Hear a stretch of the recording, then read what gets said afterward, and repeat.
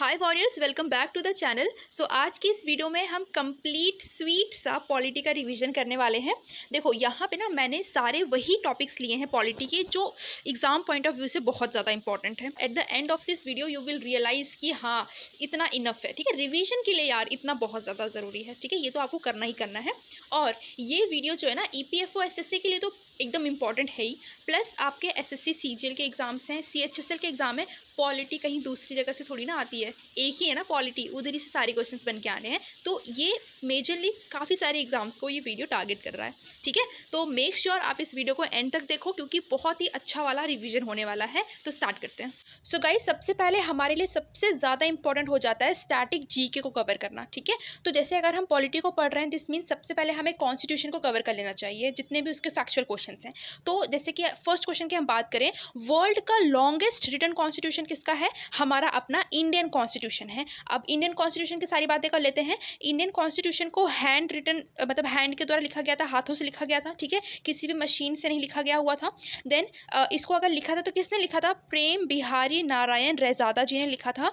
कौन सी कैलीग्राफी में, कौन से स्टाइल ऑफ राइटिंग में लिखा गया था? तो इटैलिक स्टाइल में लिखा गया हुआ था। अब नेक्स्ट, कॉन्स्टिट्यूशन को कितने लोगों के द्वारा साइन किया गया हुआ था? तो it was signed by 284 members, जिसमें कि 15 वुमेन थी। कितनी थी? 15 वुमेन थी।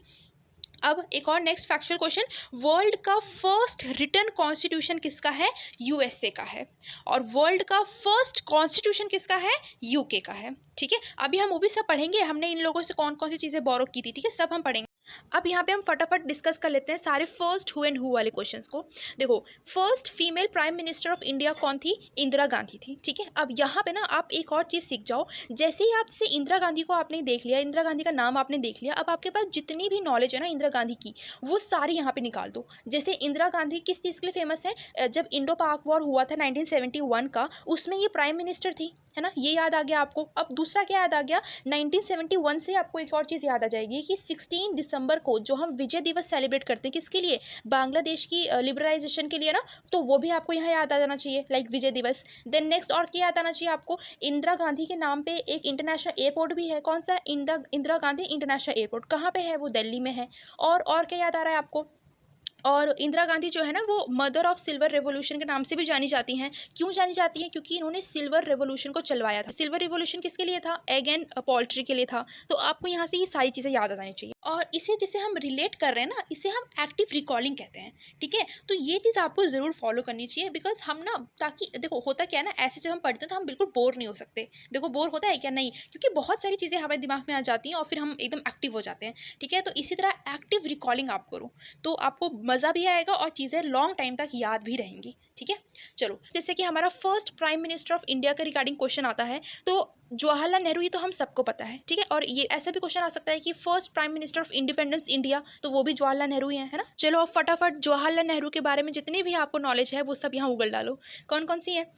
जैसे कि जवाहरलाल नेहरू ने पूर्ण स्वराज सबसे पहले इनके रिगार्डिंग याद आता है ना, पूर्ण स्वराज। अब पूर्ण स्वराज की मांग इन्होंने कब की थी? जब ये कांग्रेस के प्रेसिडेंट थे 1929 में, लाहौर में, है ना। और क्या याद आता है? अब पूर्ण स्वराज की जब इन्होंने मांग की थी तो 26 जनवरी 1930 में हम फर्स्ट इंडिपेंडेंस डे भी सेलिब्रेट करते हैं। ठीक है, और इनकी एक बहुत इंपॉर्टेंट बुक, उसको कैसे भूल सकते हो आप, that is discovery of India, इन्होंने ही लिखी थी ना, जवाहरलाल नेहरू ने ही। और इनको चाचा नेहरू के नाम से भी जाना जाता है क्योंकि ये बच्चों के बहुत प्रिय थे।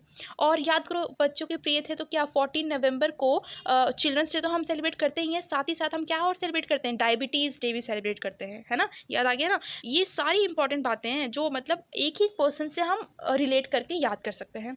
ठीक है, अब नेक्स्ट हम बात करते हैं फर्स्ट एक्टिंग प्राइम मिनिस्टर कौन थे? वो गुलजारी लाल नंदा। ठीक है, अब next, first prime minister who never faced parliament while being in office, जिन्होंने पार्लियामेंट को कभी फेस ही नहीं किया। क्या नाम था उनका?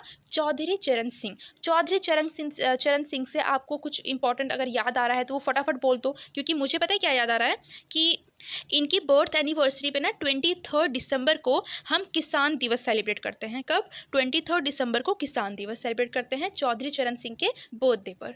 नेक्स्ट, ओल्डेस्ट प्राइम मिनिस्टर कौन है? मोरारजी देसाई। अब यहाँ पे देखो, मोरारजी देसाई को देखते ही आपको क्या चीज़ याद आ जानी चाहिए? ये मंडल कमीशन याद आ जाना चाहिए ना, इन्होंने स्टार्ट करवाया था। क्यों? और ये जो थे, ये फर्स्ट प्राइम मिनिस्टर थे जो कि नॉन कांग्रेस मेंबर थे, है ना। ये किस पार्टी से बिलोंग करते थे? जनता दल पार्टी से बिलोंग करते थे, है ना। तो ये भी एक बहुत इंपॉर्टेंट फैक्टर है इनके रिगार्डिंग। अब नेक्स्ट, यंगेस्ट प्राइम मिनिस्टर कौन है? राजीव गांधी हैं। Then shortest tenure prime minister किसका रहा है? मतलब कौन से प्राइम मिनिस्टर हैं जिन्होंने बहुत कम टाइम के लिए प्राइम मिनिस्ट्री संभाली थी? तो दैट वाज अटल बिहारी वाजपेयी जी, है ना। कितने दिन के लिए थे ये प्राइम मिनिस्टर? 13 डेज के लिए थे। अब देखो अटल बिहारी वाजपेयी, इनको कारगिल वॉर याद आ सकता है आपको, क्योंकि 1999 में जो कारगिल वॉर हुआ था उस टाइम प्राइम मिनिस्टर यही थे, ठीक है। और क्या याद आ सकता है आपको? गुड गवर्नेंस डे पे, इन्हीं के बर्थडे पर ही हम गुड गवर्नेंस डे सेलिब्रेट करते हैं। कब आता है गुड गवर्नेंस डे? 25 दिसंबर। 25 दिसंबर को क्या आता है? क्रिसमस डे आता है ना। तो उस टाइम इनका बर्थडे आता है एंड हम गुड गवर्नेंस डे भी सेलिब्रेट करते हैं।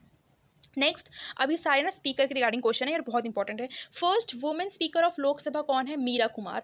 फर्स्ट डेप्यूटी स्पीकर कौन है? M A Ayyangar. First speaker of Lok Sabha कौन है? जीवी मावलंकर। ये एम ए अयंगर एंड जीवी मावलंकर को थोड़ा अच्छे से पढ़ लेना, क्योंकि मुझे बहुत ज़्यादा कन्फ्यूजन होता है इन सब में। Then first speaker to die in the office कौन थे? वो GMC Balayogi. Then longest serving speaker कौन थे? डॉक्टर बलराम जाखर। इनको तो मैंने ऐसे याद किया है, लॉन्गेस्ट सर्विंग तो बलराम है, बहुत शक्तिशाली है इसीलिए लॉन्गेस्ट सर्विंग है। Then next, present speaker of 16th Lok Sabha अभी कौन है? सुमित्रा महाजन है, ठीक है। देन फर्स्ट वुमेन जज ऑफ सुप्रीम कोर्ट कौन थी? जस्टिस फातिमा बीबी, ठीक है। देन सेकेंड वुमेन स्पीकर कौन थी? ज्ञान सुधा मिश्रा। और हाँ, अगर आपको ना ऐसे फर्स्ट वाले बहुत सारे चाहिए, लाइक सारे इंपॉर्टेंट वाले चाहिए, तो आप प्लीज़ कमेंट करना, मैं उसको आपको PDF फॉर्मेट में टेलीग्राम पे डायरेक्ट प्रोवाइड कर दूंगी, ठीक है। Then next, second women justice कौन थी? Gyan Sudha Mishra. Then first chief justice of India कौन थे? HG कन्या, ठीक है, HJ कन्या। अब यहाँ पे देखो, ये सुप्रीम कोर्ट की रिगार्डिंग जैसे अगर अभी चला है चीफ जस्टिस वगैरह का चला है ना, तो इसमें हमें एक और इंपॉर्टेंट चीज़ पढ़ लेनी चाहिए कि अभी हाल ही में, मतलब लाइक प्रेजेंट में, सुप्रीम कोर्ट में कितने चीफ जस्टिस हैं या फिर कितने अदर जजेस हैं? तो 1 चीफ जस्टिस ऑफ इंडिया है एंड 33 अदर जजेस हैं। किसमें? सुप्रीम कोर्ट में। हाई कोर्ट की बात करें तो इंडिया में अभी 25 हाई कोर्ट्स हैं, ठीक है। प्रेजेंट में अभी 25 हाई कोर्ट्स हैं। अब यहाँ पे हम बात कर लेते हैं हमारे नेशनल फ्लैग की। नेशनल फ्लैग कब अडॉप्ट किया गया था? जुलाई 22, 1947 में। इसको डिज़ाइन किसने किया था? पिंगाली वेंकैया जी ने, ठीक है। The next is national song कब हमने अडॉप्ट किया था? ये national song and national anthem एक ही डेट पर हमने अडॉप्ट किया था, दैट वॉज 24 जनवरी 1950 में, सेम है ना, ठीक है। National song and national anthem. Then first president of India कौन थे? Doctor Rajendra Prasad. Next, chairman of drafting committee कौन थे? अब BR Ambedkar. Oh my god, BR Ambedkar की रिगार्डिंग तो कितनी सारी बातें याद आ सकती हैं, जैसे कि सबसे पहले तो हमें यही आता है कि इन्होंने हार्ट एंड सोल कहा था किसी एक आर्टिकल को। कौन सा आर्टिकल था? आर्टिकल नंबर 32, है ना। आर्टिकल 32 को BR अम्बेडकर ने हार्ट एंड सोल कहा था। सेकेंड, पूना पैक्ट याद आ सकता है। कब किया था, कब डिमांड की थी उन्होंने पूना पैक्ट की? 1931 में, जब वाइसरॉय कौन थे? लॉर्ड वेलिंगटन थे। इन्होंने उसमें किसकी डिमांड की थी पूना पैक्ट के चलते? इन्होंने सेपरेट इलेक्टोरल की डिमांड की थी फॉर द दलित कम्युनिटी, है ना। और क्या याद आ सकता है? और हाँ, ये जितनी भी हमारी टेबल कॉन्फ्रेंस हुई थी, 3 टेबल कॉन्फ्रेंस हुई थी ना, ये तीनों में गए थे। लेकिन गांधी जी किस में गए थे? सिर्फ सेकंड राउंड टेबल में गए थे। किसके साथ? सरोजनी नायडू के साथ। कहाँ पे हुई थी राउंड टेबल कॉन्फ्रेंस? लंदन में हुई थी। और क्या याद आ सकता है? BR अम्बेडकर जी का बर्थडे कब आता है? 14 अप्रैल को आता है। और इन्हें हम chief architect of the Indian constitution भी कहते हैं। और ये first law and justice minister थे कंट्री के आफ्टर इंडिपेंडेंस। और ये देखो, चेयरमैन ऑफ ड्राफ्टिंग कमेटी भी BR अम्बेडकर जी थे। अच्छा, जो हमारा ड्राफ्टिंग कमेटी चला था वो कितने टाइम तक चला था? 141 डेज तक चला था। अब नेक्स्ट हम बात कर लेते हैं इनैक्टमेंट ऑफ कॉन्स्टिट्यूशन का। अब यहाँ पे ध्यान देना, इनैक्टमेंट ऑफ कॉन्स्टिट्यूशन या फिर कॉन्स्टिट्यूशन अडॉप्टेड, ऐसा क्वेश्चन आता है तो वो डेट है 26 नवंबर 1949, ठीक है। और अगर एनफोर्समेंट आता है, एनफोर्समेंट ऑफ द कॉन्स्टिट्यूशन, तो वो कब था? 26 जनवरी 1950, ठीक है। और अब यहाँ पे एक और चीज़ आपको याद रखनी है कि जब फर्स्ट टाइम हमने मतलब अपना कॉन्स्टिट्यूशन इनैक्ट किया था या अडॉप्ट किया था, तब हमारे पास एक प्रियम्बल था, 395 आर्टिकल्स थे और 8 शेड्यूल थे। बट अब प्रेजेंट में वी हैव अ प्रियम्बल, एक ही प्रियम्बल है, बट 25 पार्ट्स हैं, 448 आर्टिकल्स हैं एंड 12 शेड्यूल्स हैं, 12 शेड्यूल्स हैं, ठीक है। अब ये जो कॉन्स्टिट्यूशन जब बना था, इसको बनने में 2 years 11 month एंड 18 days लगे थे। इसके बीच में 11 सेशंस हुए थे। नेक्स्ट अब हम बात कर लेते हैं प्रियम्बल की, ठीक है। द प्रियम्बल ये बेसिकली किन के ऑब्जेक्टिव रेजोल्यूशन पे बेस्ड है, तो ये जवाहरलाल नेहरू जी के रेजोल्यूशन पर बेस्ड है, ठीक है। अब देखो जवाहरलाल नेहरू को फिर से याद करके सारी वो चीज़ें याद कर लो जो आपने अभी अभी रिकॉल की थी, ठीक है। अब देखो ये प्रियम्बल क्या है, ये और कुछ नहीं है, ये सिर्फ एक शॉर्ट समरी है ऑफ द कॉन्स्टिट्यूशन। अब प्रियम्बल मैं आपको यहाँ पे शो भी कर रही हूँ, आप एक बार ना इसको देख लो, ठीक है। अब यहाँ पे आप वर्ड देख रहे हो sovereign, socialist, secular, democratic, Republic. इसको आ जाता है आपको क्रोनोलॉजी में सेट करने के लिए, लाइक सबसे पहला कौन सा वर्ड आता है, फिर कौन सा, फिर कौन सा, फिर कौन सा, ठीक है। तो अगर आपने पढ़ा है, आपने प्रियम्बल देखा है तो आपको याद रह जाएगा। सोवरेन पहले आता है, then socialist, secular, then democratic, republic. अब यहाँ पे ना इन सब वर्ड्स के मीनिंग भी आते हैं कि सोवरेन मतलब क्या है, सोशलिस्ट मतलब क्या है, सेक्युलर मतलब क्या है, ठीक है। Then next socialist, secular and integrity, ये तीनों चीज़ें ना 42nd अमेंडमेंट 1976 के तहत ऐड हुई थी। और ये 42nd अमेंडमेंट 1976 को ना हम मिनी कॉन्स्टिट्यूशन भी कहते हैं, क्योंकि इसके चलते ना काफ़ी चीज़ें हमारे कॉन्स्टिट्यूशन में ऐड हुई हैं। और हाँ, एक और इम्पॉर्टेंट फैक्ट है यहाँ पे कि ये जो प्रियम्बल है ना, इसे सिर्फ अब तक एक बार ही अमेंडमेंट किया गया है इसमें, और अब तक मतलब और कभी इसमें अमेंडमेंट किया नहीं जा सकता है। इसको बाय लॉ इसको डिक्लेयर कर दिया गया हुआ है कि प्रियम्बल जो है वो कभी भी अमेंड नहीं होगा, बट एक बार ये अमेंड हो चुका है, जिसके चलते ये 3 शब्द इसमें डाले गए थे, ऐड किए गए थे, ठीक है। अब preamble was drafted bye BN Rao. देखो प्रियम्बल को कहाँ से बोरो किया गया है, अमेरिका से, और प्रियम्बल की जो लैंग्वेज है या फिर जो राइटिंग है वो कहाँ से बोरो की गई है, ऑस्ट्रेलिया से। ये इंपॉर्टेंट फैक्ट है, इसको भी आपको याद रखना है। नाउ नेक्स्ट यहाँ पे यूनिवर्सल एडल्ट फ्रेंचाइज की बात कर लेते हैं। जो वोटिंग एज है ना, वो 21 ईयर्स पहले थी, लेकिन अब कितनी हो गई है, 18 ईयर्स हो गई है। इसको कौन से अमेंडमेंट के चलते चेंज किया गया है, 61st अमेंडमेंट एक्ट 1988, ठीक है। और हाँ याद रखना, मैं मतलब एंड में ना मैंने ना एक कंपाइल्ड फॉर्मेट में ये सारे जितने इंपॉर्टेंट अमेंडमेंट्स हैं ना वो एक अच्छे से लिख दिया है। मतलब जैसे अगर मान लो कोई भी चीज़ लैंड के रिगार्डिंग अमेंडमेंट्स हैं तो वो एक ही साथ लैंड अमेंडमेंट में लिख दिया है मैंने, तो आप एंड में उसको एक बार गो थ्रू करना, ठीक है। अभी तो खैर हम बढ़ ही रहे हैं। अब हम यहाँ डिस्कस कर लेते हैं सारे सोर्सेज ऑफ इंडियन कॉन्स्टिट्यूशन, ठीक है। इंडियन कॉन्स्टिट्यूशन में हमने जो जो चीज़ें यहाँ ऐड की हैं वो हमने कहाँ से बोरो की हैं या फिर कहाँ से हमने कॉपी की हैं, ठीक है। तो यहाँ पे देखो सबसे पहले यूके का देख लो। यूके से हमने पार्लियामेंट्री सिस्टम लिया है, by cameral parliament, prime minister और काउंसिल ऑफ मिनिस्टर होना चाहिए, सिंगल सिटीजनशिप होनी चाहिए, ऑफिस ऑफ शैग होना चाहिए, रिट्स जुरिडिक्शंस ऑफ कोर्ट होने चाहिए, रूल ऑफ लॉ, ये हमने यूके से बोरो किए हैं। देन यूएसए से हमने क्या क्या चीज़ें बोरो की हैं, रिटन कॉन्स्टिट्यूशन, ठीक है। और यूएसए का ही जो कॉन्स्टिट्यूशन है याद करो फटाफट, written constitution, first written constitution किसका ही है, यूएसए का है, और फर्स्ट कॉन्स्टिट्यूशन किसका है, यूके का है ना। देन फंडामेंटल राइट्स हमने किससे बोरो की हैं, यूएसए से, बहुत इंपॉर्टेंट है, याद कर लेना, ठीक है। Then supreme court, president as executive head of the state, president जो है वो हेड ऑफ द स्टेट होना चाहिए, ये चीज़ हमने कहाँ से बोरो की है, यूएसए से बोरो की है। इम्पीचमेंट है ना, इम्पीचमेंट ऑफ द प्रेसिडेंट, अभी हम पढ़ेंगे भी आगे कैसे इम्पीचमेंट होता है, कौन इसमें पार्ट लेते हैं, इलेक्शन में कौन पार्ट लेते हैं, सब पढ़ लेंगे, ठीक है आगे। Then removal of SC and HC जजेस, इनका रिमूवल भी, और इम्पीचमेंट ऑफ प्रेसिडेंट हमने कहाँ से बोरो किया है, यूएसए से बोरो किया है। वाइस प्रेसिडेंट जो हैं वो राज्यसभा के चेयरमैन हैं, बनते हैं वो, हम ये चीज़ भी हमने यूएसए से बोरो की है। Judicial review, independence of judiciary, ये सब हमने कहाँ से बोरो किया है, यूएसए से ही बोरो किया है। ऑस्ट्रेलिया से हमने क्या क्या बोरो किया है, concurrent list, cooperative federalism, centre state relationship, joint sitting of 2 houses of the parliament. अच्छा बताओ ज्वाइंट सिटिंग कौन बुलाता है पार्लियामेंट की, कौन बुलाता है, कौन बुला सकता है, सिर्फ और सिर्फ प्रेसिडेंट बुला सकते हैं, आगे पढ़ेंगे, मैंने पूरा अच्छे से दिखा रखा है, ठीक है। देन यूएसएसआर हमने यूएसएसआर क्या है, ये रशियन है या फिर सोवियत यूनियन, ठीक है। इनसे हमने क्या बोरो किया है, फंडामेंटल ड्यूटीज़ अभी हम आगे पढ़ेंगे बहुत अच्छे से, बहुत इंपॉर्टेंट है ये, ठीक है। देन जर्मनी से हमने क्या लिया है, suspension of fundamental rights during emergency, और बैलेट सिस्टम भी हमने जर्मनी से बोरो किया है। कनाडा से क्या लिया है, federal system, residuary powers, appointment of governors का अपॉइंटमेंट, ठीक है। Then advisory jurisdictions of SC, ठीक है। देन साउथ अफ्रीका से हमने लिया है कि कॉन्स्टिट्यूशन में अमेंडमेंट्स के क्या प्रोसीजर हैं, वो हमने साउथ अफ्रीका से बोरो किया है। और इलेक्टिंग मेंबर्स ऑफ राज्यसभा, ठीक है, वो भी हमने साउथ अफ्रीका से बोरो किया है। अब इट्स टोटली ऑन यू कि आप इसको किस तरह से याद करते हो, there are certain mnemonic techniques also, but आप ना बहुत अच्छा यही होगा कि आप ना डायरेक्ट इससे याद करो, और याद हो भी जाता है जब हम 2 या 3 बार इसको रिवाइज कर लेते हैं। देन आयरलैंड से हमने क्या लिया है, concept of DPSP, then nomination of members to Rajya Sabha by the president, है ना, आपको पता है ना प्रेसिडेंट राज्यसभा में कुछ कितने लोगों को नॉमिनेट करते हैं, वो भी नॉमिनेशन का क्राइटेरिया भी हमने आयरलैंड से ही लिया है। देन प्रेसिडेंशियल इलेक्शंस भी हमने आयरलैंड से लिया है।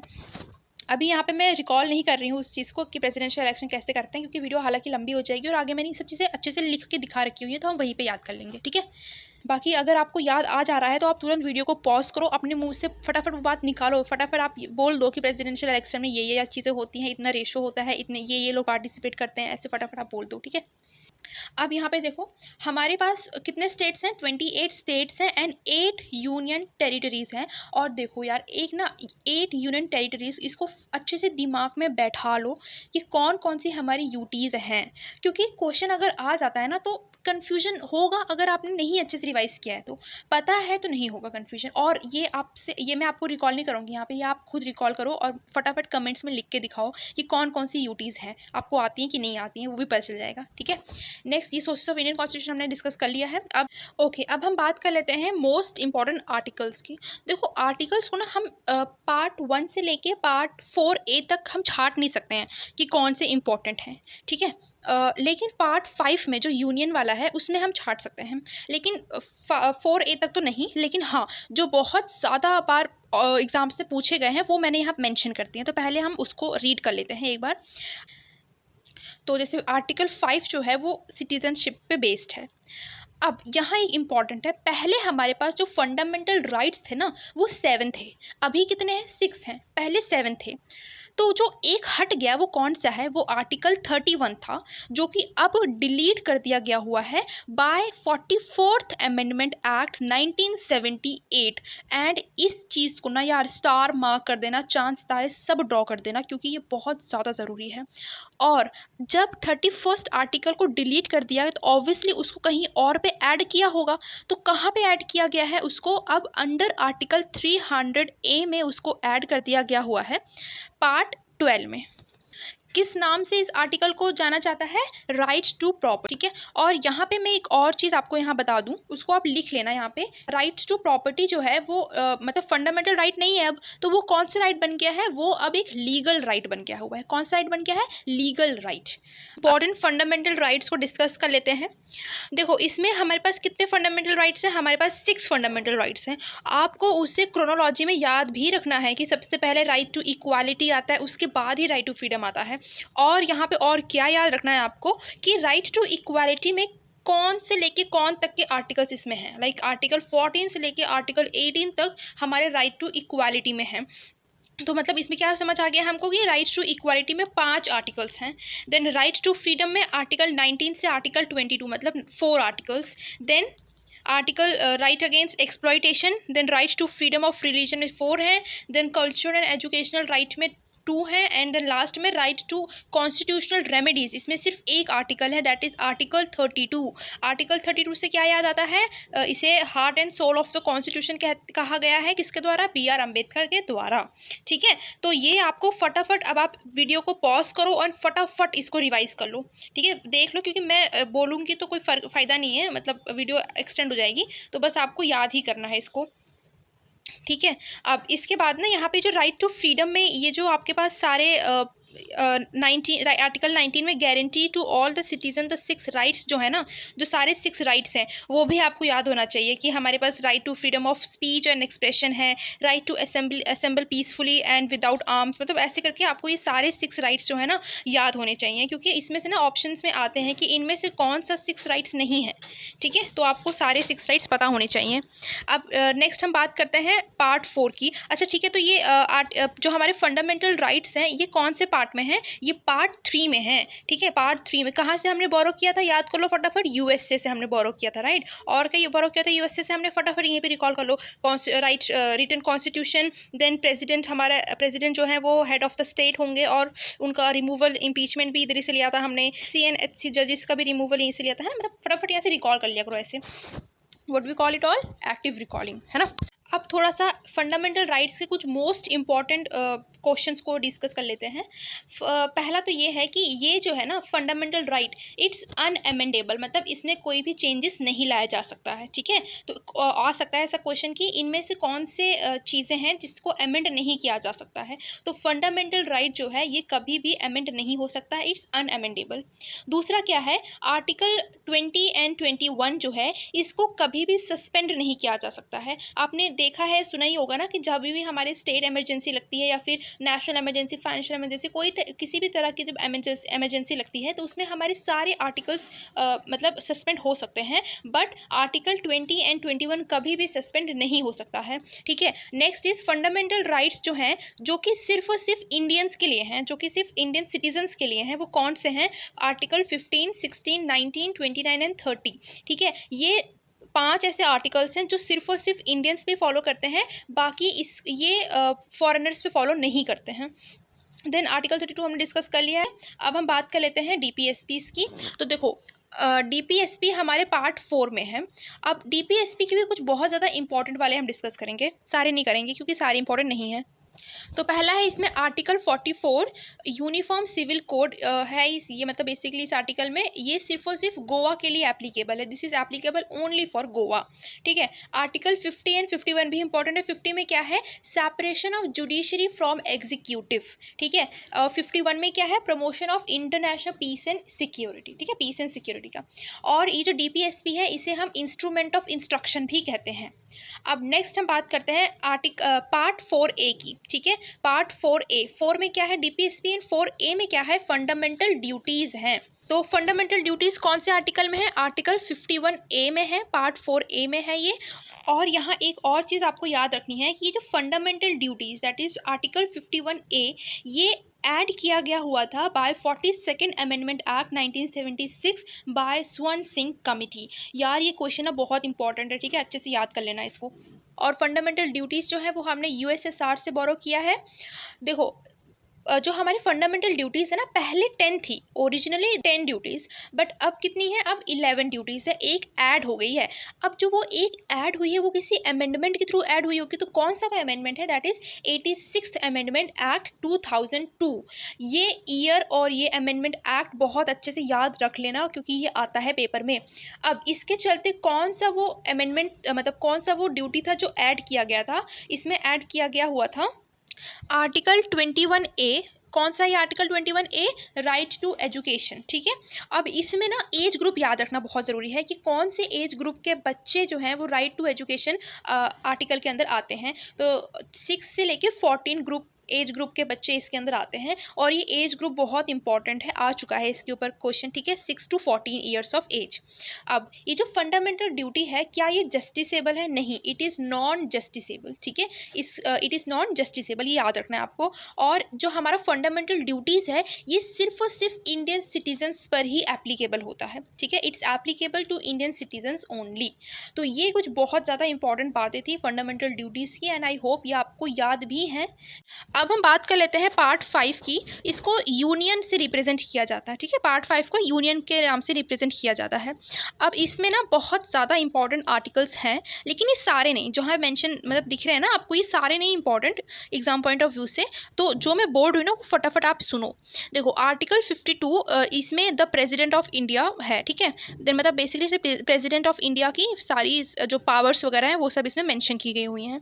देन आर्टिकल 54, इसमें प्रेसिडेंट के इलेक्शन को मेंशन किया गया हुआ है। Article 61, it is regarding the procedure for impeachment of the president, ठीक है। देन आर्टिकल 63, ये वाइस प्रेसिडेंट ऑफ इंडिया को दर्शाता है। देन नेक्स्ट हमारा इंपॉर्टेंट है आर्टिकल 72, ठीक है, इसमें क्या है, पार्डनिंग पावर्स ऑफ प्रेसिडेंट, मतलब प्रेसिडेंट जो है ना वो उनके पास पावर होती है किसी को माफ़ करने की, ठीक है, आर्टिकल 72 में। देन उसके बाद article 76, attorney general for India. Next हमारे लिए इंपॉर्टेंट आर्टिकल है आर्टिकल 123, जिसमें प्रेसिडेंट को ये पावर्स दी जाती हैं कि वो ऑर्डिनेंसेस को प्रोमलगेट कर सकते हैं during the recess of the parliament, ठीक है। तो इसमें से आप ऑर्डिनेंस याद रखेंगे 1, 2, 3 में, ठीक है। देन आर्टिकल 124, इसमें क्या होता है, मतलब बेसिकली ये establishment of the supreme court के लिए बेसिकली आर्टिकल है। देन इसके रिगार्डिंग सुप्रीम कोर्ट के रिगार्डिंग कुछ और भी आर्टिकल्स हैं, आप चाहें तो वो एक बार देख लेना, बाकी शायद शायद ज़्यादा इंपॉर्टेंट नहीं है। देन आर्टिकल 148 ये controller and auditor general of India के बारे में इसमें है। देन हम पार्ट 6 पे आ जाते हैं। पार्ट 6 में हमारे जो हमारे स्टेट के गवर्नर हैं उनका मेंशन है 153 में, आर्टिकल 153 में, तो ये आपको याद रखना है। देन 161 में pardoning powers of the government, जैसे कि माफ़ी की जो पावर होती है वो यहाँ पे गवर्नर के पास है आर्टिकल 161 में। और 72 आर्टिकल में क्या था, प्रेसिडेंट के पास पावर थी माफ़ी वाली, है ना।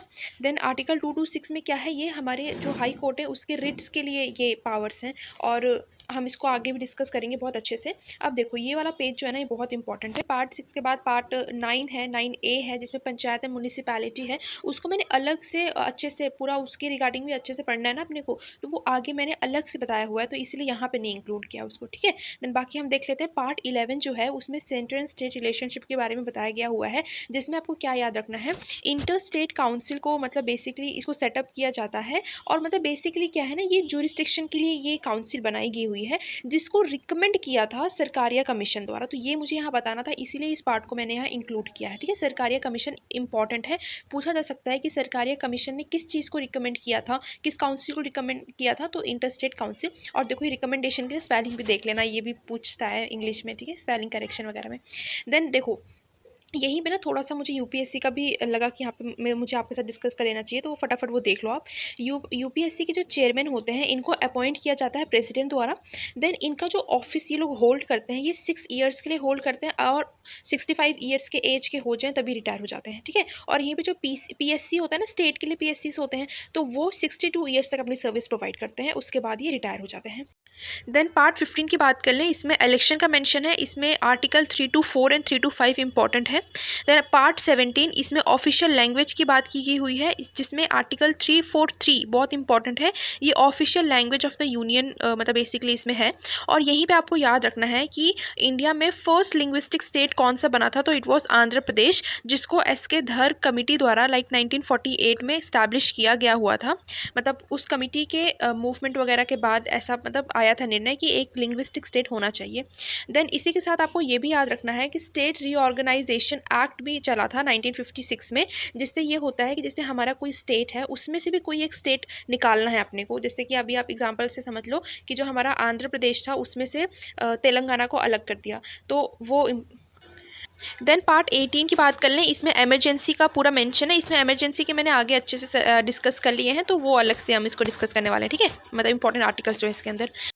देन नेक्स्ट हम बात कर लेते हैं पार्ट 19 की मिसलेनियस में। इसमें आर्टिकल 361 बहुत ज़्यादा इंपॉर्टेंट है, इसको स्टामा कर लेना आप। इसमें क्या बोला गया है, इस आर्टिकल के through protection of president and governor provide किया गया हुआ है, ठीक है। देन पार्ट 20 में अमेंडमेंट्स ऑफ कॉन्स्टिट्यूशन की बात की गई हुई है, और ये बहुत ज़्यादा इंपॉर्टेंट है, क्योंकि देखो आर्टिकल 368 से क्या मतलब जानने को मिलता है कि powers of parliament to amend the constitution, ठीक है, मतलब पार्लियामेंट के पास पावर्स है कॉन्स्टिट्यूशन को अमेंडमेंट्स लाने की। और ना इसके रिगार्डिंग एक मनी बिल है और एक ये कॉन्स्टिट्यूशन बिल है, मतलब कॉन्स्टिट्यूशन अमेंडमेंट बिल है, जिसमें क्या होता है ना, जो हमारे प्रेसिडेंट है वो कभी भी इसको ना नहीं कर सकते, इनमें अमेंडमेंट्स के बारे में इसमें ना नहीं कर सकते, और ना ही इसके रिगार्डिंग जॉइंट सिटिंग बिठाई जाती है, वो हम आगे अभी डिस्कस कर लेंगे, ठीक है। तो ये बहुत ज़्यादा इंपॉर्टेंट आर्टिकल्स थे और पार्ट के साथ मैंने यहाँ मैंशन किए हैं, तो आप इसको एक बार अच्छे से याद कर लेना। एंड आई नो यार वीडियो थोड़ा सा लेंदी जा रहा है, बट कोई बात नहीं ना यार, अगर किसी एक वीडियो को देखने पर आपके कुछ मार्क्स एश्योर्ड हो रहे हैं उस पर्टिकुलर टॉपिक के, देन आप क्यों नहीं देखोगे। आपकी ड्यूटी है, आपकी यही इस टाइम रिस्पॉन्सिबिलिटी है कि आप अपने स्टडीज़ को इतना अच्छे से करो ना कि बस आपकी ये सारी मेहनत अदा हो जाए, ठीक है। देन नेक्स्ट यहाँ हम बात कर लेते हैं टाइप्स ऑफ रिट्स। अब यहाँ पे ना सबसे ज़्यादा इंपॉर्टेंट ये हो जाता है कि ये जो रिट्स है ये सुप्रीम कोर्ट में आर्टिकल 32 में मेंशन है, लेकिन हाई कोर्ट में इसको आर्टिकल 2 to 6 में मेंशन किया गया हुआ है, ठीक है। तो ये बहुत इंपॉर्टेंट है, बहुत इंपॉर्टेंट, ठीक है, अच्छे से पढ़ लेना इसको। देन यहाँ पे देखो हमारे पास कितने टाइप्स के रिट्स हैं, we have 5 types of writs. हर एक रिट का क्या मतलब है ये यार बहुत इंपॉर्टेंट है, ठीक है। यहाँ पे मैं जितनी बातें बता रही हूँ ना, हर एक में यही बोल रही हूँ कि बहुत इंपॉर्टेंट, क्योंकि यार रिवीजन टाइम में ना हमें जो हम रिवीजन के लिए रखे हुए हैं वो तो सच में बहुत इंपॉर्टेंट लगेंगे ही, है ना, तो मैं झूठ क्यों बोलूँगी, ये बहुत सच में बहुत इंपॉर्टेंट है, इसको पढ़ना है।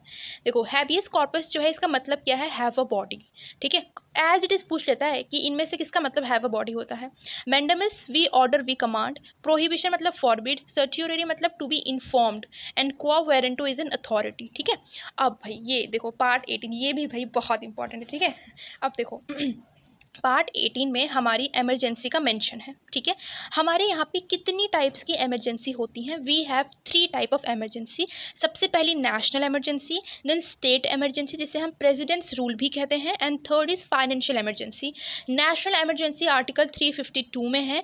अब वो राम कहानी आप मत याद करो कि नेशनल इमरजेंसी आर्टिकल 352 में क्या क्या चीज़ें कही गई हुई हैं, वो इतना इंपॉर्टेंट नहीं है अभी याद करना, सिर्फ आप ऊपर ऊपर का आपको पढ़ना इंपॉर्टेंट है। देन स्टेट इमरजेंसी को हम प्रेसिडेंट्स रूल भी कहते हैं, ये आर्टिकल 356 में मेंशन है। फाइनेंशियल इमरजेंसी जो है वो आर्टिकल 360 में मेंशन है। और ये सारी की सारी बातें पार्ट 18 में हैं, ठीक है। तो आई होप यहाँ तक तो आपको अभी तक कोई दिक्कत परेशानी नहीं हुई है, ठीक है। I am giving all my best कि आपको सच में अच्छे से समझ आए और आपको ऐसा फील भी हो कि हाँ ये चीज़ें सच में बहुत ज़्यादा इंपॉर्टेंट है। सो गाइज़, अब हमारे पास एक बहुत इंपॉर्टेंट टॉपिक स्टार्ट होने जा रहा है। आप क्या करो ना, आप आँख और कान खोल के इत्मीनान से बस बैठ जाओ और बस सुनो एक कहानी की तरह जो मैं बोल रही हूँ, ठीक है, क्योंकि इसके रिगार्डिंग क्वेश्चंस आ सकते हैं, ठीक है। देखो, पहला चीज़ क्या है, प्रेसिडेंट को हम executive head of the state कहते हैं। दिमाग की पत्ती खोलो, ठीक है, और याद करो कि ये चीज़ हमने कहाँ से बोरो की थी। हमने बोरो की थी यूएसए से, वही यूएसए जिसका कॉन्स्टिट्यूशन वर्ल्ड का फर्स्ट रिटन कॉन्स्टिट्यूशन है, ठीक है। आई बात समझ। नेक्स्ट, प्रेसिडेंट जो है ये first citizen of the country कहलाते हैं। अब एज पे आ जाओ। प्रेसिडेंट बनने के लिए आपकी एज 35 ईयर्स होनी चाहिए, ठीक है। इनके जो इलेक्शन होते हैं वो indirect single transferable vote system कहलाया जाता है, ठीक है। इनके इलेक्शन को indirect single transferable vote system कहलाया जाता है। इनडायरेक्ट कहलाया जाता है, इसका मतलब इन जो हम जनता होती है, आम जनता, उनका डायरेक्ट इन्फ्लुएंस इनके अंदर नहीं होता है।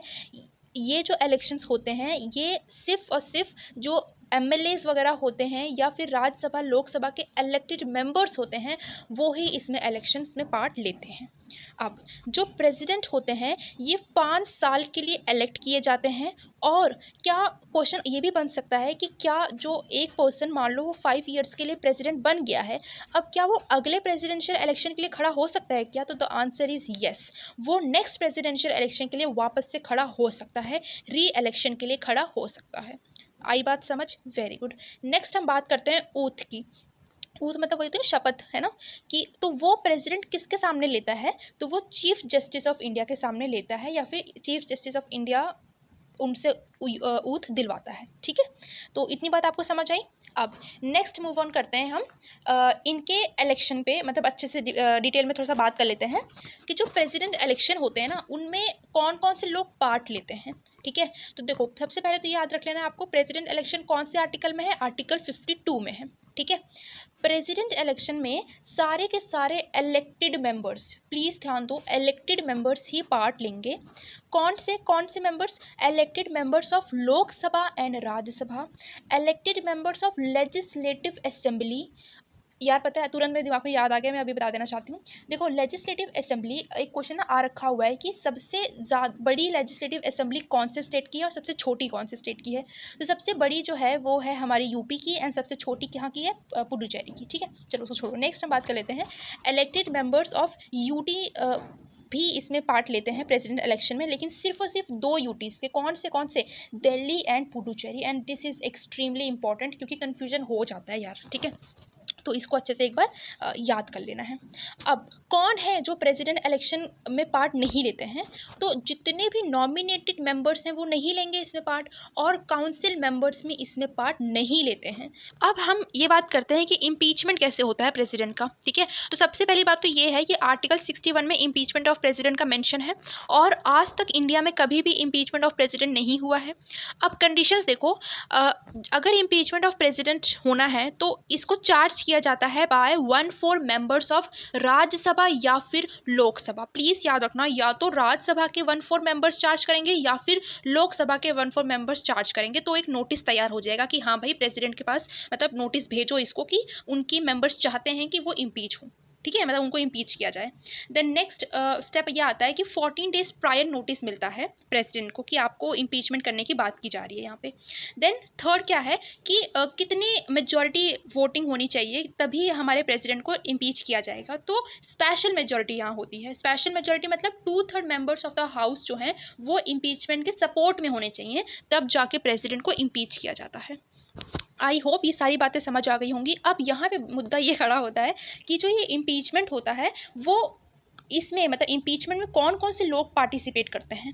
ठीक है, तो कौन से लोग पार्टिसिपेट करते हैं? सारे लोकसभा और राज्यसभा के इलेक्टेड प्लस नॉमिनेटेड मेंबर्स। ठीक है, इलेक्शन में तो सिर्फ इलेक्टेड मेंबर्स आए थे ना, लेकिन इम्पीचमेंट जब भगाने की बारी आई ना तब इलेक्टेड और नॉमिनेटेड दोनों आए थे यहाँ पे। ठीक है, अब देखो अगर मान लो प्रेसिडेंट को खुद ही रिज़ाइन करना है तो वो अपना रेजिग्नेशन किसको देते हैं? वो वाइस प्रेसिडेंट को देते हैं। ठीक है, अपने से ऑब्वियसली नीचे वाले को ही देंगे, एक स्टेप नीचे वाले को, लाइक वाइस प्रेसिडेंट को देंगे। देन प्रेसिडेंट के पास कौन कौन सी पावर्स होती है? तो उनके पास भाई सारी पावर्स होती हैं, एग्जीक्यूटिव, लेजिस्लेटिव, जुडिशरी, एमरजेंसी, सारी पावर्स होती हैं। ठीक है, अब जो हमारे प्रेसिडेंट है ना वो अपॉइंटमेंट्स करते हैं। ठीक है, अपॉइंटमेंट्स देते हैं या फिर अपॉइंट करते हैं लोगों को। तो किन किन को कौन कौन सी पोस्ट को अपॉइंट करते हैं? अटॉर्नी जनरल ऑफ इंडिया को अपॉइंट करते हैं, गवर्नर्स को अपॉइंट करते हैं, CEC मतलब chief election commission, CAG that is controller auditor general. Then UPSC के चेयरमैन को भी जो प्रेसिडेंट है वो अपॉइंट करते हैं। ये बहुत इंपॉर्टेंट है, आता है पेपर में। ठीक है, सो गाइज जैसे कि अभी हमने प्रेसिडेंट की बात की ना सारी की सारी A to Z, वैसे ही अब हम वाइस प्रेसिडेंट की बात कर लेते हैं। तो स्टार्ट करते हैं उनके इलेक्शन से। तो उनके इलेक्शन में कौन कौन से लोग पार्ट लेते हैं? तो सारे elected plus nominated members of Lok Sabha and Rajya Sabha इसमें पार्ट लेते हैं। ठीक है, इसमें कोई भी भेदभाव नहीं है, सब इलेक्टेड मेंबर्स और नॉमिनेटेड सारे इसमें पार्ट लेंगे। किस कहाँ के? लोकसभा एंड राज्यसभा दोनों हाउसेस के। देन इम्पीचमेंट कैसे होता है? इसमें भी सेम जैसा हमने प्रेसिडेंट का पढ़ा था ना कि इनको चार्ज किया जाएगा by 1/4 members, then 14 day prior notice मिलेगा। लेकिन यहाँ पे एक चीज़ डिफरेंस है कि जो रेजोल्यूशन पास किया जाएगा ना वो इफेक्टिव मेजोरिटी के थ्रू पास किया जाएगा राज्यसभा में, या फिर सिंपल मेजोरिटी इन लोकसभा। मतलब क्या है मेरे कहने का कि इफेक्टिव अगर राज्यसभा में ये रेजोल्यूशन चलाया गया है तो वहाँ पे जो वोटिंग होगी वो इफेक्टिव मेजॉरिटी की होगी, लेकिन अगर लोकसभा में हुआ है तो सिंपल मेजॉरिटी के द्वारा रेजोल्यूशन को पास किया जाएगा। ठीक है, बात समझ आई? तो ये थे हमारे कुछ वाइस प्रेसिडेंट के इम्पॉर्टेंट बातें। ठीक है, अब यहाँ पे हम कुछ इससे भी ज़्यादा इंपॉर्टेंट बातें कर लेते हैं, दैट इज़ जॉइंट सिटिंग। ठीक है, देखो जो हमारे प्रेसिडेंट होते हैं ना उनके द्वारा ही जॉइंट सिटिंग बुलाई जाती है। ठीक है, प्लीज़ इस बात को याद रखना कि जॉइंट सिटिंग जो है वो सिर्फ और सिर्फ प्रेसिडेंट द्वारा ही बुलाई जाती है। और जॉइंट सिटिंग कब नहीं बुलाई जा सकती? जॉइंट सिटिंग मतलब क्या है? राज्यसभा और लोकसभा दोनों सभाओं के मेंबर्स जो हैं वो आएंगे और मीटिंग करेंगे। ठीक है, लेकिन जॉइंट सिटिंग जो है ये 2 केसेस में कभी नहीं हो सकती है, दैट इज़ फर्स्ट है हमारा मनी बिल एंड सेकंड हमारा कॉन्स्टिट्यूशनल अमेंडमेंट बिल। इन दोनों मीटिंग्स में मतलब मनी बिल में या फिर कॉन्स्टिट्यूशनल अमेंडमेंट बिल, इन दोनों में कभी भी जॉइंट सिटिंग नहीं बिठाई जाती है प्रेसिडेंट द्वारा। ठीक है, इनमें मतलब मनी बिल और कॉन्स्टिट्यूशन अमेंडमेंट बिल में जो प्रेसिडेंट है वो कभी भी इन बिल्स के लिए या फिर इन चेंजेस के लिए कभी भी ना नहीं कर सकता है। ठीक है, तो ये इंपॉर्टेंट पॉइंट था, यहाँ पे आपको याद रखना है। तो यहाँ पे प्रेसिडेंट के कुछ इंपॉर्टेंट 2 और आर्टिकल्स हैं, मतलब एक तो हमने पढ़ ही लिया है, एक और इम्पॉर्टेंट है आर्टिकल 148। इसमें क्या होता है ना, प्रेसिडेंट को एडवाइस दी जाती है। देन आर्टिकल 72 में pardoning power of the president, ये तो हमने पढ़ लिया है ना। देन नेक्स्ट हम बात कर लेते हैं हमारे प्राइम मिनिस्टर की। तो देखो जैसे कि हमने पढ़ा है ना कि प्रेसिडेंट को क्या कहा जाता है, वैसे ही प्राइम मिनिस्टर को भी हेड ऑफ गवर्नमेंट कहा जाता है, leader of the lower house कहा जाता है और डी फैक्टो कहा जाता है। ठीक है, जो हमारे प्राइम मिनिस्टर हैं वो किनको ऊथ देते हैं, किनके सामने ऊथ देते हैं? प्रेसिडेंट के सामने। प्राइम मिनिस्टर 5 ईयर्स के लिए इलेक्ट होते हैं और इलेक्शन जो इनका किया जाता है उसे हम कहते हैं first past the post system. ये बहुत इंपॉर्टेंट है। ठीक है, और जो हमारे प्राइम मिनिस्टर हैं वो real executive of the government of India कहलाए जाते हैं। प्राइम मिनिस्टर ही नीति आयोग के चेयरमैन होते हैं और ये जो हैं ये प्रिंसिपल एडवाइज़र होते हैं प्रेसिडेंट के। नेक्स्ट हम बात कर लेते हैं वीटो पावर की। देखो वीटो पावर्स जो है ना ये सिर्फ और सिर्फ प्रेसिडेंट के पास होती है। वीटो पावर मतलब क्या है? इसको मतलब 3 कैटेगरी में इसको डिवाइड किया गया है। पहला है absolute veto, then suspensive veto, then pocket veto. इसका मतलब क्या होता है? जैसे कोई भी लॉ पास किया जाता है या फिर कोई बिल पास किया जाता है तो उसको प्रेसिडेंट तक पहुँचाया जाता है। ठीक है, तो अगर प्रेसिडेंट उस बिल को पूरी तरह से ना कहते, ठीक है, कि नहीं ये बिल नहीं पास होगा, तो उसे कहा जाता है एब्सोल्यूट वीटो। ठीक है। देन सस्पेंसिव वीटो क्या होता है, जैसे कि कोई बिल इनके पास गया प्रेसिडेंट के पास और प्रेसिडेंट ने कह दिया कि इसमें कुछ चेंजेस करने हैं, ठीक है, तो और चेंजेस करने हैं ऐसा कह के उनको वापस बिल लौटा दिया, तो उसे हम कहते हैं suspensive veto. And pocket veto क्या होता है, देखो नाम से लग रहा है पॉकेट में रख के भूल गए, मतलब कि ये बिल इनके पास गया लेकिन प्रेसिडेंट ने उसको देखा ही नहीं, उनको याद ही नहीं रहा कि ऐसा कोई बिल आया हुआ है, या फिर मतलब कुछ भी करके मतलब वो बिल जो है ना यस में रहा ना नो में रहा, एकदम से ख़त्म ही हो गया है, बिल्कुल पता ही नहीं चल रहा उस बिल का कि क्या हुआ है उसके साथ, तो उससे ही हम कहते हैं पॉकेट वीटो, ठीक है। तो आई होप इतनी बात आपको समझ आ गई होगी। अब हम नेक्स्ट बात कर लेते हैं राज्यसभा की, और ये थोड़ा इंपॉर्टेंट है क्योंकि आते हैं क्वेश्चन यार, ठीक है। तो देखो राज्यसभा को और किस किस नाम से जाना जाता है, इसको काउंसिल ऑफ स्टेट के नाम से जाना जाता है और अपर हाउस ऑफ पार्लियामेंट के नाम से जाना जाता है। इसका मेंशन आर्टिकल 80 में है। फर्स्ट टाइम मीटिंग इसमें 1952 में हुई थी। इसमें मैक्सिमम स्ट्रेंथ 245 है। देखो ये सब आपको मुँह जबानी रटा होगा यार, ठीक है, मैं फालतू ही बोल रही हूँ, ठीक है। देखो इसमें और क्या है कि 12 मेंबर्स इसमें नॉमिनेट किए जाते हैं, किसके थ्रू, प्रेसिडेंट के। और यहीं पे फटाफट याद करो, नॉमिनेशन पावर हमने कहाँ से बोरो की थी, आयरलैंड से बोरो की थी, राइट। और देखो यहाँ पे जितने भी इसमें राज्यसभा में मेंबर्स होते हैं ना, 1/3 मेंबर्स हर 2 साल में रिटायर होते हैं और ये लोग 6 साल के लिए इलेक्टेड रहते हैं। यार देखो ये ना बहुत कंफ्यूज करता है और पेपर में आता भी है कि राज्यसभा के जो मेंबर्स हैं वो कितने साल के लिए इलेक्टेड रहते हैं, वो 6 साल के इलेक्टेड रहते हैं। बाकी जहाँ पे भी हमने पढ़े सब 5 साल है ना, लेकिन ये 6 साल के लिए रहते हैं। देन इनके जितने भी सेशंस होते हैं ना, उनके सेशंस के बीच में 6 महीने से ज़्यादा का गैप नहीं होना चाहिए, 6 मंथ, ठीक है। Rajya Sabha can never be dissolve, it is a permanent house of the parliament, ठीक है। राज्यसभा को कभी भी डिसॉल्व नहीं किया जा सकता है, ये परमानेंट हाउस है, लेकिन लोकसभा को डिसॉल्व किया जा सकता है। अब देखो यार, जो मैं ये बताने जा रही हूँ ना पंचायत राज के बारे में, ये बहुत ज़्यादा इंपॉर्टेंट है। देखो पंचायती राज का मेंशन आर्टिकल 243O में है, ठीक है। अब बहुत ज़्यादा इम्पोर्टेंट ये है कि राजस्थान जो है ये फर्स्ट स्टेट ऑफ इंडिया है जहाँ पर फर्स्ट टाइम पंचायत राज सेटअप किया गया था या इम्प्लीमेंट किया गया था। देन इसे 73rd अमेंडमेंट एक्ट 1992 के तहत 11th schedule of the constitution में ऐड किया गया, किसे, पंचायती राज को। अच्छा, जैसे मैंने बताया फर्स्ट स्टेट राजस्थान है, तो सेकंड स्टेट कौन सा है, आंध्र प्रदेश है, जहाँ पे पंचायत राज सेटअप हुई थी। पंचायत राज में इलेक्शन मतलब पंचायती राज में इलेक्शन में पार्ट लेने के लिए कितनी एज रिक्वायर्ड है, तो 21 years of age is required. Then article 243G में 29 items related to panchayat were added, ठीक है। देन अब हम 3 टायर्स ऑफ लोकल गवर्नमेंट की बात कर लेते हैं। First is gram panchayat at village level, then second is panchayat samiti at block level, then third is zila parishad at district level, ठीक है। अब पंचायत राज सिस्टम जो है वो कौन से स्टेट्स में नहीं है, तो पहला है हमारा नागालैंड, मेघालय एंड मिजोरम। रटो इसको, रटो, याद करो, ठीक है। अब कौन से मतलब बेसिकली जो पंचायत राज है वो सारे यूटीज़ में है, बट एक यूटी में नहीं है। कौन सी यूटी है वो, दिल्ली, ठीक है, दिल्ली में नहीं है। अब जैसे कि सारे इलेक्शन जो है वो हमारी इलेक्शन कमीशन ऑर्गेनाइज कराती है ना, लेकिन पंचायत राज का इलेक्शन जो है वो स्टेट इलेक्शन कमीशन ऑर्गेनाइज कराती है, ठीक है। तो ये बहुत इंपॉर्टेंट है, याद रखना। देन म्यूनिसिपैलिटी की बात कर लें तो ये आर्टिकल 243P से लेके 243ZG में है, ठीक है, इसको याद करना पड़ेगा आपको। पार्ट 9A ऐड किया गया था बाय 74th अमेंडमेंट एक्ट 1992। इसे तो मैं ना ऐसे याद रखती हूँ, पंचायत राज का याद रहता है ना 73rd अमेंडमेंट एक्ट 1992, तो 73 के बाद 74 म्यूनिसिपैलिटी का है, एंड 9th आर्टिकल पार्ट 9 में उसका मेंशन है पंचायत राज का, तो पार्ट 9A में म्यूनिसिपैलिटी का मेंशन है। देन नेक्स्ट म्यूनिसिपल काउंसिल जो होती है ना, ये छोटे छोटे अर्बन एरियाज़ के लिए सेटअप की जाती है, लेकिन म्यूनिसिपल कॉर्पोरेशन जो होता है ना, ये बड़े अर्बन एरियाज़ के लिए सेटअप किया जाता है। म्यूनिसिपल गवर्नमेंट जो है वो सबसे पहले मद्रास में सेटअप किया गया था इन 1688 में, ठीक है। तो ये आपको याद रखना है बहुत अच्छे से। अब यहाँ पे आप याद कर लो सिर्फ ये लोकपाल क्या होता है। फर्स्ट लोकपाल ऑफ इंडिया कौन थे, पिनाकी चंद्र घोष, ठीक है।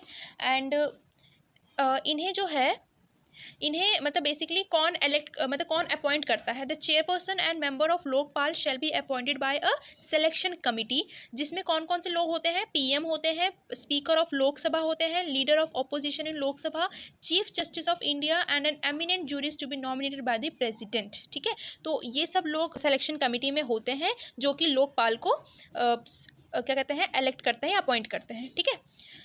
लोकायुक्त की बात करते हैं तो फर्स्ट लोकायुक्त ऑफ इंडिया कौन थे, एडी कौशल, ठीक है, बस इतना याद रखना है आपको। और हाँ, एक और चीज़ यहाँ याद रखना है कि इनका टर्म कितने ईयर के लिए होता है, तो ये 5 ईयर्स तक अपनी सर्विस प्रोवाइड कर सकते हैं, या फिर अगर 65 ईयर्स के हो जाए तो उसके बाद फिर ये रिटायर हो जाते हैं। ठीक है, तो या तो 65 ईयर्स के हो जाए या फिर 5 साल उनका कंप्लीट हो जाए तो वो अपनी पोस्ट से हट जाएंगे। देन फर्स्ट एडवोकेट जनरल कौन थे हमारे इंडिया के? MC सेटलवाड। एंड अभी करंट के कौन है? R वेंकट रमानी। इनके रिगार्डिंग एक इंपॉर्टेंट बात, दो इंपॉर्टेंट बात सॉरी, कौन कौन सी हैं? वो ये है कि जो भी लोग, जो भी पर्सन क्वालिफाई हैं एज अ हाई कोर्ट जज, वो एडवोकेट जनरल बन सकते हैं। और इनके पास पावर ये होती है कि ये जो स्टेट लेजिस्लेटर होता है ना, उस हाउस में ये पार्ट ले सकते हैं, लेकिन मतलब हर एक चीज़ में वो पार्ट ले सकते हैं, चाहे जो भी चीज़ है उसमें पार्ट ले सकते हैं, लेकिन इनके पास वोटिंग राइट नहीं होता है। ठीक है, तो ये आपको याद रखना है कि ही don't have any voting right. अब हम शेड्यूल्स की बात कर लेते हैं, शेड्यूल्स इन कॉन्स्टिट्यूशन। तो फर्स्ट शेड्यूल जो है उसमें list of state and UTs का मेंशन है। अच्छा हाँ, ये इसकी निमाइंग टेक्निक्स पे है ना, टीयर्स ऑफ ओल्ड पीएम, तो इसको फटाफट उसी तरह से याद कर लेंगे आप। सेकंड शेड्यूल में सारी सैलरी का मेंशन है। ठीक है, तो इसको तो आप एक बार गो थ्रू कर ही लेना है ना। अच्छा, यहाँ पे ये मैं 7th शेड्यूल के बारे में आपसे डिस्कस करूँगी। जो ये 7th शेड्यूल है ना, इसमें आप इसको अच्छे से ना रीड करोगे कि इसमें 3 लिस्ट का मेंशन किया जाता है, 3 लिस्ट को इसमें मेंशन किया जाता है। फर्स्ट इज़ यूनियन लिस्ट, जो कि सेंट्रल गवर्नमेंट के लिए होती है, जिसमें 100 सब्जेक्ट्स होते हैं। और सेकंड जो है वो स्टेट लिस्ट होती है, जिसमें स्टेट गवर्नमेंट की पावर होती है, जिसमें 66 सब्जेक्ट्स होते हैं। लेकिन थर्ड होती है हमारी कॉन्करेंट लिस्ट, जिसमें यूनियन एंड स्टेट दोनों का पावर्स होता है इस पर, और इसमें 52 सब्जेक्ट्स होते हैं। ठीक है, तो ये आपको इंपॉर्टेंटली याद रखने हैं सब्जेक्ट्स कि कौन से सब्जेक्ट किस लिस्ट में कितने सब्जेक्ट्स आते हैं। देन यहाँ पे 8th शेड्यूल में ना हमारा लैंग्वेज के रिगार्डिंग है, एंड उस लैंग्वेज का ना मैंने अच्छे से आगे मिसलेनियस कैटेगरी में ऐड किया हुआ है अच्छे से, तो वहाँ पे हम डिस्कस कर लेंगे। ठीक है, देन 9th शेड्यूल में हमारा कौन सा ऐड हुआ था? हमारा फर्स्ट अमेंडमेंट 1951 जो है वो ऐड किया गया था। इसमें क्या है? इसमें land tenure and land taxes, railways, industries का मेंशन है। Right of property not a fundamental right now, कौन सा राइट हो गया है? वो लीगल राइट हो गया है ना, तो वो भी इसी 9th शेड्यूल में ही ऐड है। देन 10th शेड्यूल में क्या है? हमारा डिफेक्शन है ना, डिफेक्शन रूल है। देन 11th में हमारा panchayat system, and then 12th में हमारा म्यूनिसिपल कॉर्पोरेशन। ठीक है, तो ये तो सारी बातें हो गई हमारी पॉलिटी की। अब फटाफट लास्ट कैटेगरी हम कंप्लीट कर लेते हैं, दैट इज़ हमारी मिसलेनियस कैटेगरी, जो कि हमने उसमें क्या मेंशन किए हैं? सारे जो बहुत ज़्यादा रिपीटेड क्वेश्चंस हैं।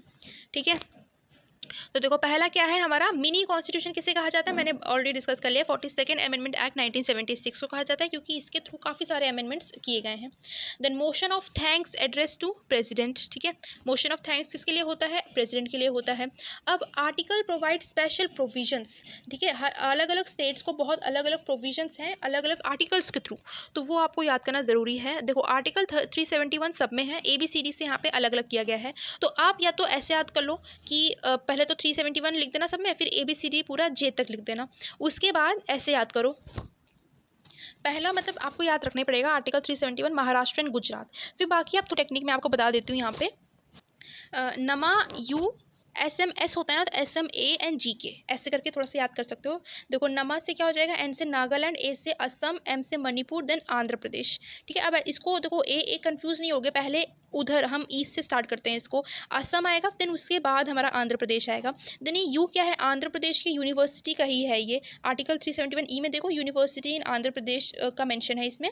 देन SMA का S से सिक्किम, M से मिजोरम, A से अरुणाचल प्रदेश, देन GK हमारा क्या हो जाएगा? गोवा एंड कर्नाटका। ठीक है, एंड ये इम्पॉर्टेंट अमेंडमेंट्स, और ये मेरी तरफ से आपके लिए थोड़ी सी मेहनत। ठीक है, आई होप इसका आप थोड़ा लिहाज रख लोगे, बिकॉज ये थोड़ा सा ना कॉम्प्लिकेटेड है, इसको मतलब एक साथ ऐसे लाने में ना टाइम तो लगता ही है यार। ठीक है, तो थोड़ा सा टफ है, बट कोई बात नहीं, इजी भी हो गया है। अब मैंने जिस तरह से लिख दिया ना आपके लिए, तो अब आपके लिए थोड़ा सा इजी हो गया है। देखो हमारे पहले तो थोड़ा फैक्ट पढ़ लेते हैं कि अब तक हम कॉन्स्टिट्यूशन जो है उसमें 105 बार अमेंडमेंट्स हो चुका हुआ है। आर्टिकल 368 में हम कोई भी ज्वाइंट सिटिंग नहीं बिठा सकते हैं। ठीक है, ये तो मैंने आपको बताया। 368 क्या है? कॉन्स्टिट्यूशन अमेंडमेंट एक्ट है ना, कॉन्स्टिट्यूशन में अमेंडमेंट कैसे किया जा सकता है वो 368 में मेंशन है, और उसके लिए कोई भी ज्वाइंट सिटिंग नहीं है ना, तो ये तो हमने पहले डिस्कस कर लिया। अब ये जो फर्स्ट टाइम अमेंडमेंट हुआ था वो कब हुआ था? 1951 में। उसके चलते 31A एंड 31B को इंसर्ट किया गया था, और 9th शेड्यूल को भी ऐड किया गया था। ठीक है, अब यहाँ पे याद रखना है भी ये लैंड रिफॉर्म अमेंडमेंट्स हुए थे, वो कौन कौन से नंबर के अमेंडमेंट्स थे वो यहाँ पे इस तरह से मैंने मेंशन किए हुए हैं। जैसे कि फर्स्ट अमेंडमेंट जो था वो लैंड रिफॉर्म के रिगार्डिंग था, फोर्थ अमेंडमेंट जो था वो भी लैंड रिफॉर्म के रिगार्डिंग था। अब किस एक्चुअल लैंड रिफॉर्म की बात की जा रही है वो यहाँ मैंने मेंशन नहीं किया, एंड वो ऐसे पूछा भी नहीं जाएगा आपसे। मतलब कैसे पूछा जाएगा ना कि ये जो फोर्थ अमेंडमेंट है वो किस चीज़ के रिगार्डिंग है, तो उसमें कोई ना कोई ऐसा ऑप्शन जरूर होगा जिसमें लैंड रिफॉर्म लिखा रहेगा, तो आप उस लैंड रिफॉर्म को टिक करोगे। ठीक है, तो इस हिसाब से मैंने इसको प्रिपेयर किया हुआ है। तो आप एक ही जगह पे सारे लैंड रिफॉर्म के ही अमेंडमेंट्स को पढ़ डालो। ये लैंड रिफॉर्म अमेंडमेंट्स में फर्स्ट अमेंडमेंट, 4, 17, 25, 29, 34, 47, 66, 78, ये सारे अमेंडमेंट्स जो हैं वो लैंड रिफॉर्म अमेंडमेंट्स के रिगार्डिंग है। ठीक है, बात समझ आ रही है मैं क्या कहना चाह रही हूँ मैं। अब नेक्स्ट है हमारा SC and ST Anglo Indian amendments, किस में मेंशन है, मतलब कौन कौन से वो अमेंडमेंट्स हैं जो SC ST एंग्लो इंडियंस के लिए हैं।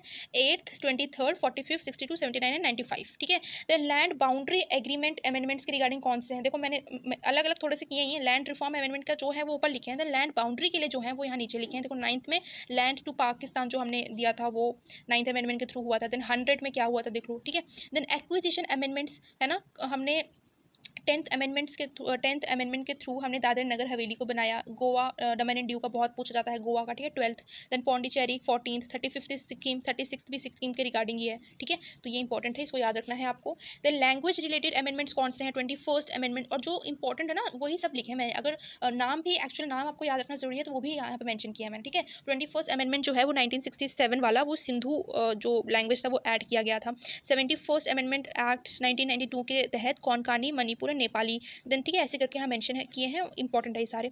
इमरजेंसी रिलेटेड अमेंडमेंट्स कौन कौन से हुए थे, ये सारे हुए थे। ठीक है, तो इसको फटाफट आप रीड कर लेंगे। देन टैक्स रिलेटेड अमेंडमेंट्स कौन से थे, देखो 10 जो है ज़्यादा इंपॉर्टेंट है, ये GST के रिगार्डिंग था। ठीक है, देन यूटी को स्टेट में बदला गया हुआ था, तो कौन सा अमेंडमेंट के थ्रू, और ये 56 गोवा वाला भी बहुत इंपॉर्टेंट। ठीक है, पढ़ लेना अच्छे से।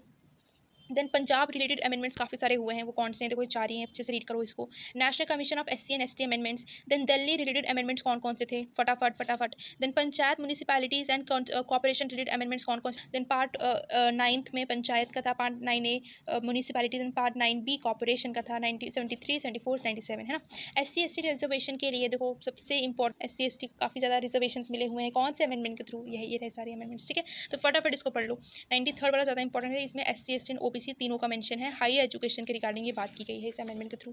सो finally we are done with polity का बढ़िया वाला रिवीजन। आपको कैसा लगा प्लीज़ उसका फीडबैक ज़रूर देना। ठीक है, और कमेंट्स में ना ये भी लिखना कि आपको नेक्स्ट वीडियो किस चीज़ पर चाहिए, और इसका PDF जो है वो टेलीग्राम पे अपलोड कर दूंगी मैं। आपको सब कुछ मिल जाएगा, आपको सब चीज़ मिल जाएगी, बस आपको क्या करना है ना, उसका अच्छा खासा यूटिलाइज़ करना है। ठीक है, तो ये तो कोई आके सिखाएगा नहीं आपको ना, ये तो आपको खुद ही करना पड़ेगा। तो बस आप अपने इस टाइम को इतना इफेक्टिव बनाओ कि आपको इस एग्ज़ाम को क्रैक करने से कोई ना रोके। ठीक है, keep following the video and keep revising. Thank you so much. Take care. Bye bye.